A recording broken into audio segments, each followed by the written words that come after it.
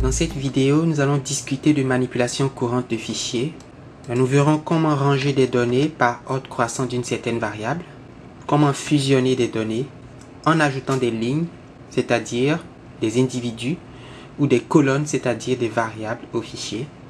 Et enfin, comment transposer des données, donc comment changer les colonnes en lignes et les lignes en colonnes.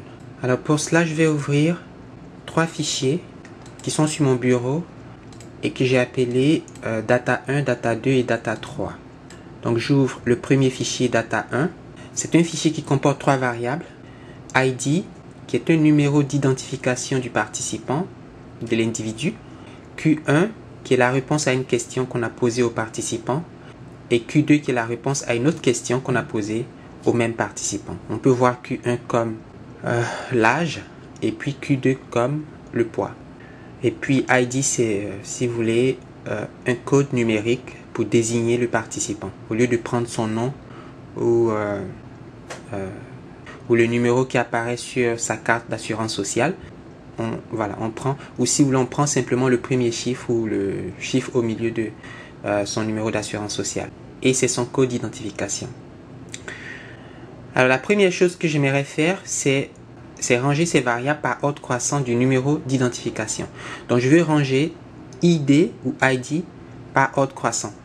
Alors si je fais ça, la première ligne de mon fichier devrait être 1, 23, 76.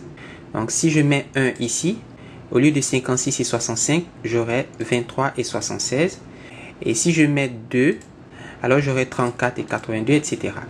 Donc on organise par ordre croissant toutes les variables par rapport à une variable donnée, par rapport à une variable de référence. Et cette variable, c'est le numéro d'identification qui, ici on le voit, n'est pas rangé ou est rangé par ordre décroissant. Et moi, je voudrais qu'il soit rangé par ordre croissant. Alors pour cela, je vais dans Data et je clique Sort Cases. Dans la fenêtre Sort By, je mets le numéro d'identification et Sort Order Ascending. Et je clique sur OK. Et vous voyez que SPSS a rangé pour nous par ordre croissant ID en prenant le soin de ranger aussi Q1 et Q2 par rapport à ID. OK? Alors je vais enregistrer. Alors je vais ouvrir le fichier data 2. Alors ce fichier comporte 4 variables. Le numéro d'identification comme dans le fichier data 1. Mais 3 autres variables qui n'apparaissent pas dans data 1 qui sont Q3, Q4 et le sexe ou le genre sexuel du participant. Le code numérique 1, c'est pour désigner l'homme et puis le code 2, c'est pour désigner la femme. Je vais ajouter des valeurs au code. Donc 1, c'est pour l'homme et 2, c'est pour la femme. Donc je montre le fichier data 1. Vous voyez qu'il y a les mêmes participants que data 2, mais qu'il y a deux variables Q1 et Q2. Et on voudrait fusionner les deux fichiers. C'est-à-dire prendre les variables Q3, Q4 et sexe et les ajouter ici. De sorte qu'on ait un fichier, un seul, puisqu'il s'agit des mêmes participants, mais avec des variables différentes. Donc plutôt que d'avoir trois variables mesurées sur les mêmes participants dans un fichier, et puis deux variables mesurées sur les mêmes participants dans un autre fichier, on va fusionner ces deux fichiers comme s'ils étaient des résultats d'enquêtes indépendantes et que pour mener une analyse globale, on s'est décidé de construire un seul fichier qui rassemble les résultats des deux enquêtes. On aura donc au total 6 variables. Identification, question 1, question 2, Q3, Q4 et puis le sexe du participant.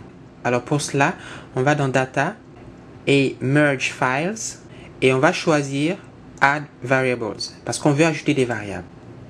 Alors je vais aller choisir le fichier que je voudrais fusionner avec Data 1 qui est ouvert, mais je vais faire comme s'il n'était pas ouvert.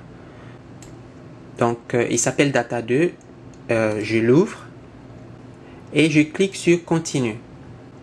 Et dans cette fenêtre active, vous avez ici à droite SPSS qui nous montre qu'il a créé un nouveau fichier avec les variables ID, Q1, Q2, Q3, Q4 et sexe.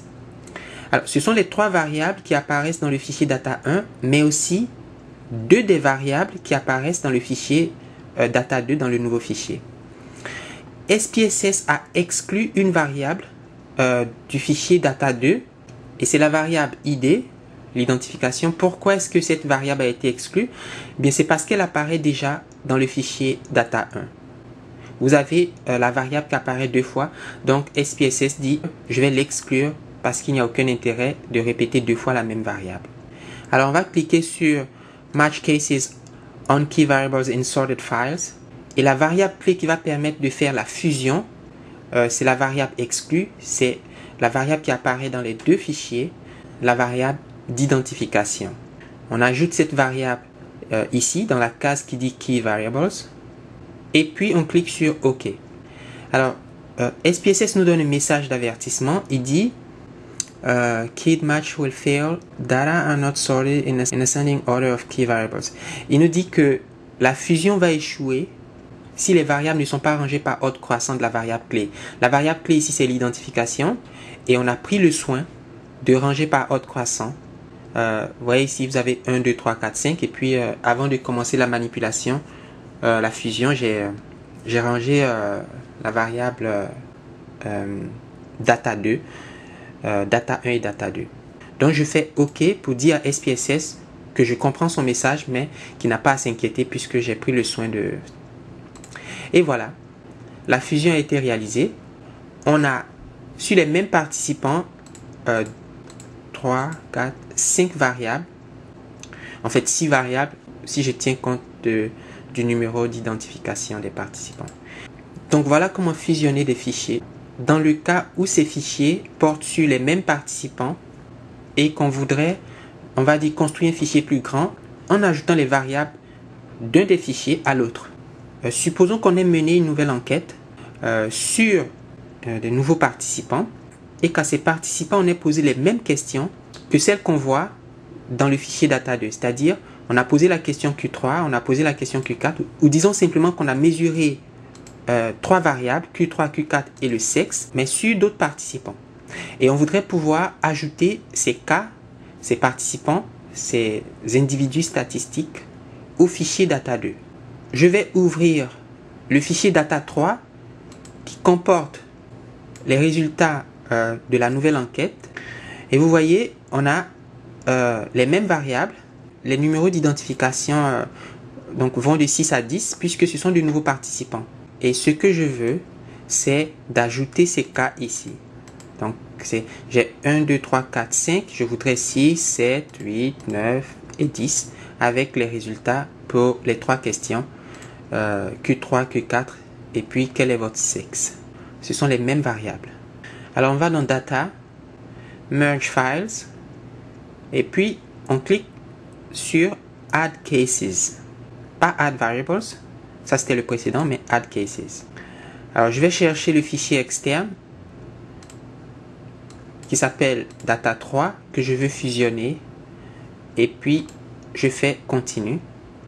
Et les variables que je souhaite ajouter sont ID, identification, Q3, Q4 et sexe. Et donc, je clique sur OK. Et voilà que dans Data2, SPSS a ajouté de nouveaux cas, donc à fusionner les fichiers data2 et data3. Vous pouvez vérifier que data3 ne comporte que 1, 2, 3, 4, 5 cas avec des numéros qui partent de 6 et puis qui finissent à 10, alors que data2 qui ne comportait que 5 cas a maintenant 10 cas puisqu'il est la fusion de 5 plus 5 égale à 10. Il nous reste à voir le cas de la transposition des données et souvent, on aimerait changer les lignes d'un fichier de données en des colonnes et les colonnes en des lignes.